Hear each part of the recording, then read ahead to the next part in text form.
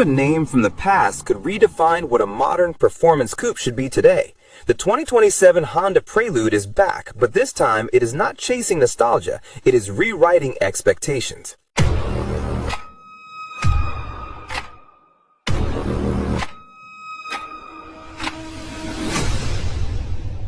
Welcome back to MVP Auto, where we dive deep into the latest cars and break them down in a way that actually makes sense. Today we're looking at something truly special, the return of the Honda Prelude, a name that carries history but now comes with a completely new purpose.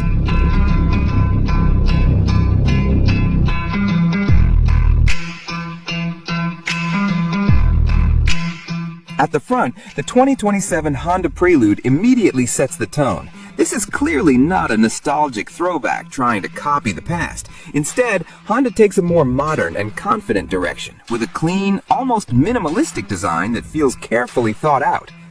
The headlights are one of the first elements that catch our attention. They're slim, sharp, and stretched wide across the front, visually lowering the car and giving it a more planted and composed stance on the road. There's a subtle sense of width here that makes the Prelude feel more stable and composed even when it's standing still. What stands out even more is the overall smoothness of the front fascia.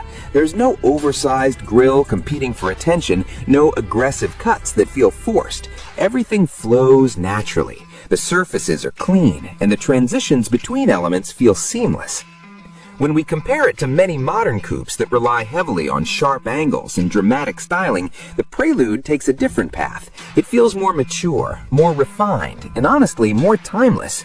It's the kind of design that doesn't get old quickly. We think Honda is making a very deliberate statement here. The Prelude doesn't need to shout to be noticed. It relies on proportion, balance, and quiet confidence. And in a segment where many cars try too hard, that restraint actually makes it stand out even more.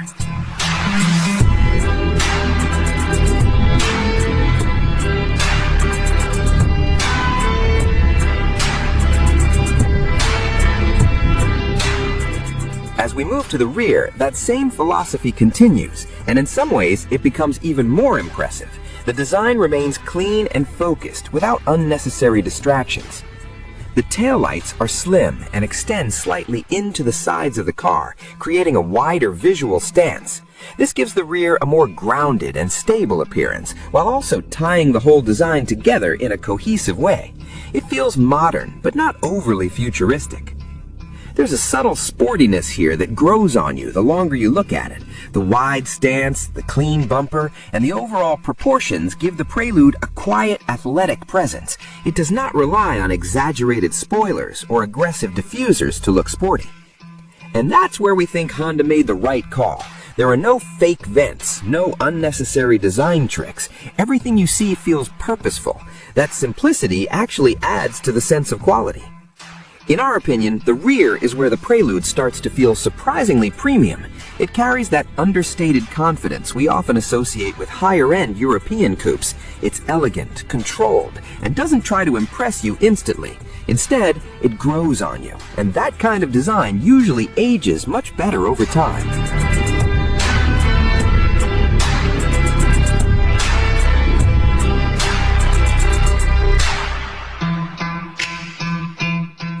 Step inside and the story continues. The interior of the 2027 Prelude feels very much in line with Honda's latest design language, but with a slightly more driver-focused layout.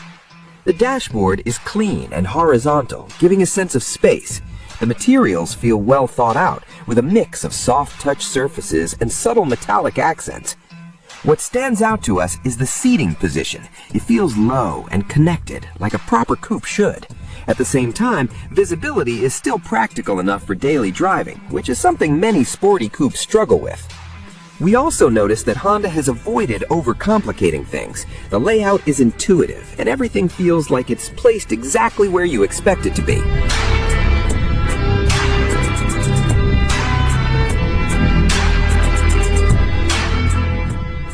When it comes to technology, the Prelude takes a balanced approach. You get a modern digital display and a central infotainment screen, but it doesn't feel overwhelming.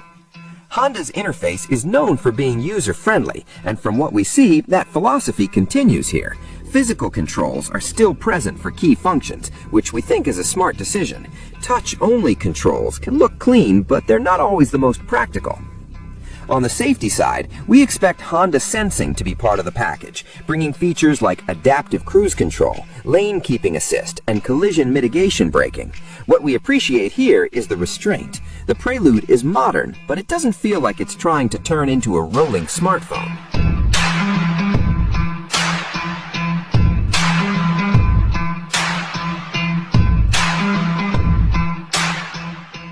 Now let's talk about performance, because this is where things get really interesting. The 2027 Honda Prelude is expected to use a hybrid powertrain, combining efficiency with responsiveness. This is a major shift from what many people remember about the Prelude, but honestly, I think it makes sense. Performance today is not just about raw power, it's about how quickly and smoothly a car delivers that power. Hybrid systems can provide instant torque, which could make the Prelude feel surprisingly quick in real-world driving. At the same time, fuel efficiency becomes a real advantage. The big question is character. Will it still feel like a sporty coupe, or will it lean more towards being a refined daily driver? From what we understand, Honda is aiming for a balance, and if they get it right, this could be one of the most usable performance coupes on the market.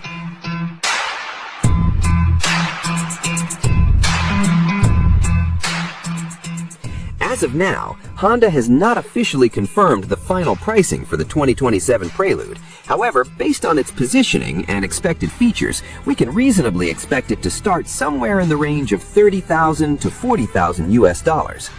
If that estimate holds true, the Prelude could sit in a very interesting spot. It would be more premium than a typical compact car, but still more accessible than many European coupes. From our perspective, pricing will be critical. If Honda can keep it competitive, the Prelude could attract both enthusiasts and everyday drivers looking for something a bit more exciting.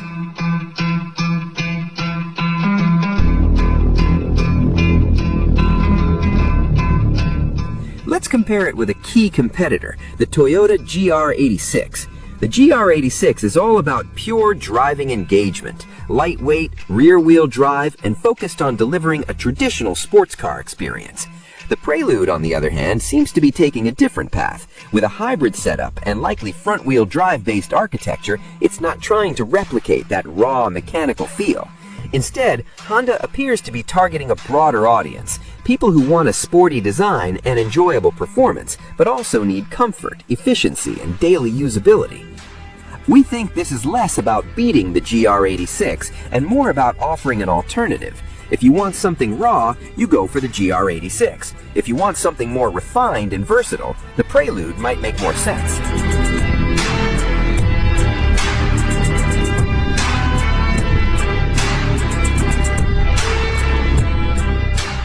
So, what is the 2027 Honda Prelude really about? In our view, it's not a comeback in the traditional sense, it's a reinvention. Honda is taking a familiar name and redefining it for a new era. We appreciate the design for its simplicity and confidence. The interior feels practical yet modern, and the move towards hybrid performance, while controversial, could actually make the car more relevant today. The big question will be how it feels to drive, because at the end of the day, a car like this has to connect with the driver. If Honda gets that balance right, the Prelude could become something quite rare. A sporty coupe that is not just fun, but also genuinely usable every single day. What do you think about the return of the Prelude? Do you prefer this modern hybrid direction, or would you rather see a more traditional sports setup? Let us know in the comments below. Thanks for watching, and I'll see you in the next one.